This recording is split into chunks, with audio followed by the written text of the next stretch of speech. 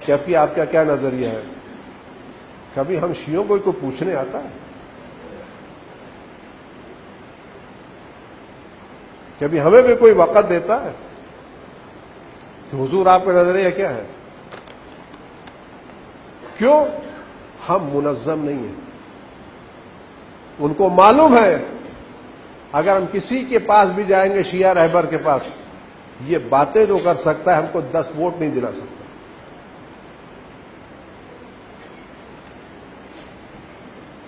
یہ سوسائٹی وقار ہمارا کیا ہے؟ آج ہمیں جہاں بھی جانا پڑتا ہے ریکویسٹ کرنا پڑتی ہے کہ ابھی ہم رائٹ لے کے، حق لے کے، سینہ تان کے جا سکتے ہیں کسی کے پاس؟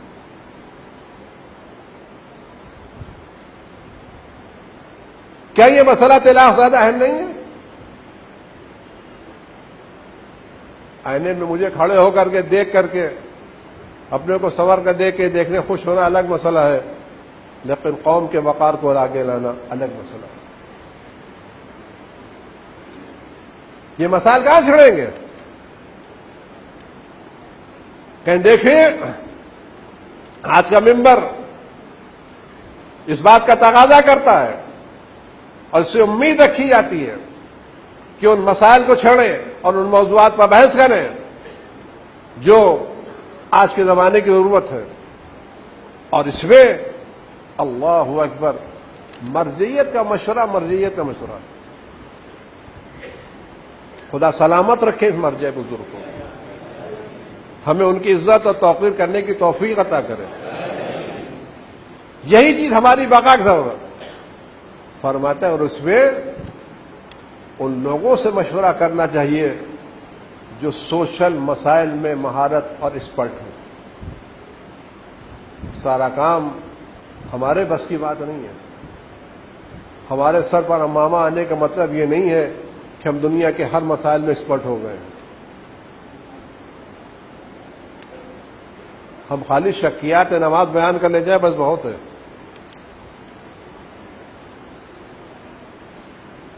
میڈیکل میں ہمارا کام نہیں ہے، مینجمنٹ میں ہمارا کام نہیں ہے، نفسیات میں ہمارا کام نہیں ہے. کتنے سائیکولوجسٹ ہیں، کتنے اس طرح سے کنسلٹ ہیں جنہوں نے کتابیں پڑھی ہیں کہ ہم ان سے مشورہ نہیں کر سکتے ہماری سوسائٹی کے جوانوں کو کیسے اوپر لے کر کے آئے؟ کہ ذویل اختصاص من اہل الخبرۃ الاجتماعیہ، ان لوگوں سے جو علم نفس میں، نفسیات میں، سوسائٹی میں اثر رکھتے ہیں اور مسائل کی تجزیہ اور تحلیل کرنے کی قدرت رکھتے ہیں، تاکہ مشکلات صحیح طور سے پیش کی جائیں اور ان کا واقعی حل بھی بنا کر کے لوگوں کے سامنے پیش کیا جائے،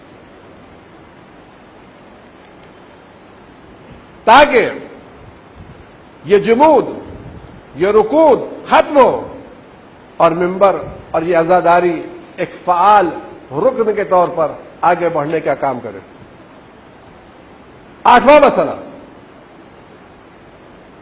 کہ وہ لوگ جو ممبر پر جا رہے ہیں ان کی ذمہ داری ہے کہ ان مسائل کو نہ چھیڑیں جو شیعوں میں اختلافات کا سبب بنتے ہیں.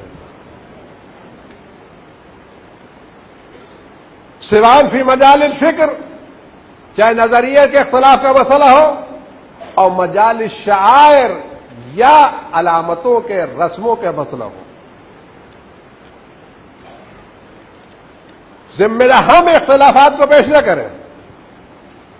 فإن الخوض في هذه الخلافات، ان اختلافات میں جانا قدم رکھنا ممبر کو پارا پارا کر دے گا اور قوم کو ٹکڑیوں میں تقسیم کر دے گا اور اس سوسائٹی میں ایک لاقانونیت کا وجود آ جائے گا اور مومنین کے نفسوں میں رکود آئے گا.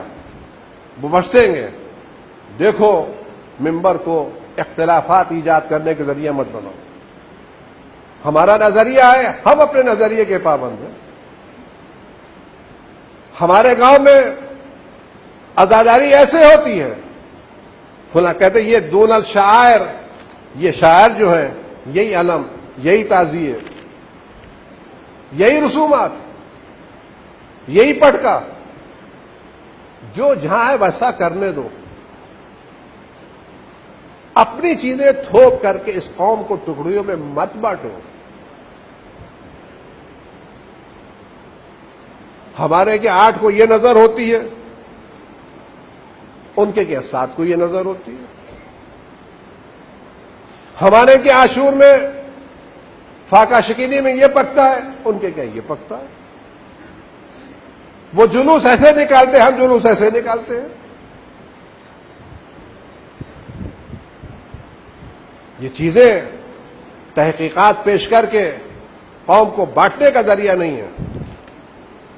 فرماتے دیکھو بین المنبر رایۃ لوحدۃ الکلمہ ورمز للنور الحسینی، دیکھو منبر علامت ہے وحدت ملت کی،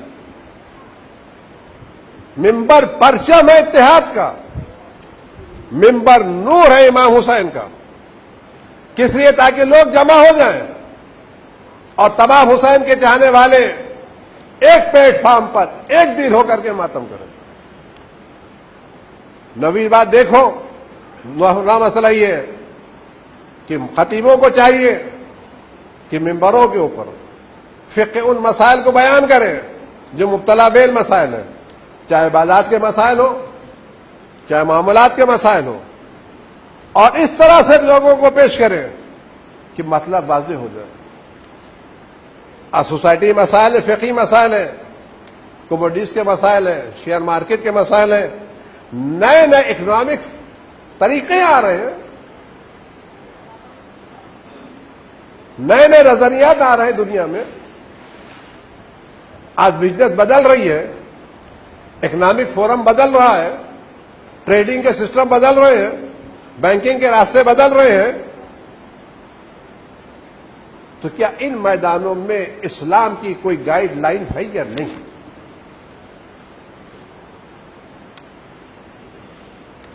کون کرے گا اس کو؟ کہ یہ منبر حسینی ہے جس کی ذمہ داری جو بیان کرے۔ 10ویں چیز کہ منبر کی ذمہ داری ہے کہ مرجعیت کی اہمیت کو واضح کریں، حوزہ علمیہ کی چیزوں کو واضح کریں اور بتائیں تہذیب و ترقی کا راستہ کیا ہے، کیونکہ یہی مرجعیت اور یہی حوزہ علمیہ مذہب امامیہ کی بقا کا سبب ہے۔ آج غیبت سے لے کے آج تک جس نے بنایا ہے اور بتایا ہے یہی مرجعیت ہے۔ الحمدللہ اس سال عید کے موقع کے اوپر سارے ہندوستان نے دیکھا کہ پورے ہندوستان نے 2 گھنٹے میں عید بنا کے ثابت کر دیا کہ ہم پوری طرح سے مرجعیت کے ساتھ ہیں۔ وہ سارے پروپیگنڈے کے جو کہتے تھے مرجعیت کمزور ہو رہی ہے، 2 رکعت نماز نے واضح کر دیا مرجعیت آج بھی دلوں میں اثر رکھتی ہے۔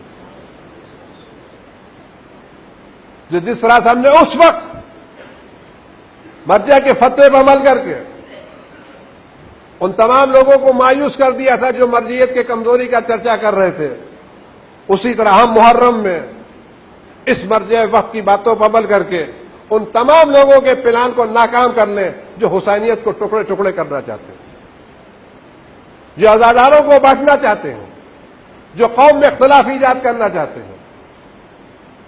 ہمارا راستہ مرجعیت کا راستہ ہے۔ خدا نے ہمیں رسول کے حوالے کیا، رسول نے جاتے جاتے وقت ہمیں امام کے حوالے کیا، اور امام میں غیبت میں جاتے وقت ہمیں مراجع کے حوالے کر کے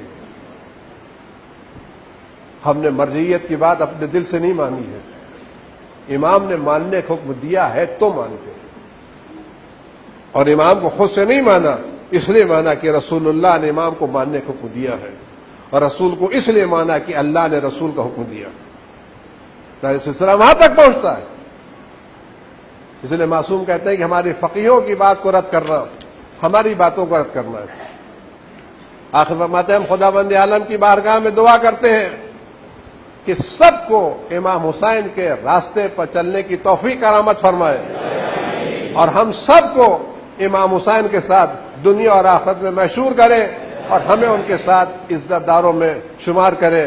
والحمدللہ رب العالمین والصلاة والسلام علی محمد وآلہ الطیبین الطاہرین.